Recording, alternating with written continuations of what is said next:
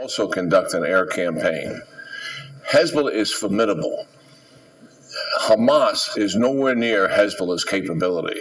Hezbollah doesn't have the subterranean tunnel complex. But here's the problem. 150,000 rockets and missiles can reach any town or any city and swarm those towns and cities. A force of close to 100,000, not just a terrorist organization, but organized as military formations with artillery and fighting vehicles. When the Israelis went in there in 2006, after several weeks trying to do the same thing, push the Hezbollah back. Yeah. After several weeks, the operation had failed, and they retreated out of Lebanon, and all three service chiefs were relieved of duty as a result of it. They know this will be a very tough fight, but they believe they have to do it if they're going to maintain the sovereignty of Israel and have the border that they want to have.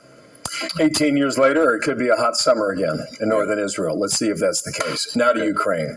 We do have a map we can show that you and I have talked about at great length. And what it shows is the Ukrainian capacity on behalf of their military, with extensive help from Western nations, including the United States, with the capacity to hit Russian forces on the Russian side of the border.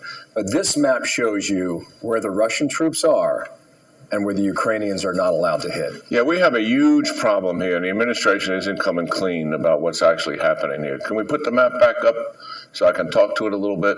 Yeah, you see that bright red area there across from Ukraine? That is where we can fire HIMARS, or what they call guided multiple rocket launchers, into that. That's 75 kilometers into that. But see all the gray area outside of that? That's the Russian sanctuary where we cannot fire. That's all Russian territory.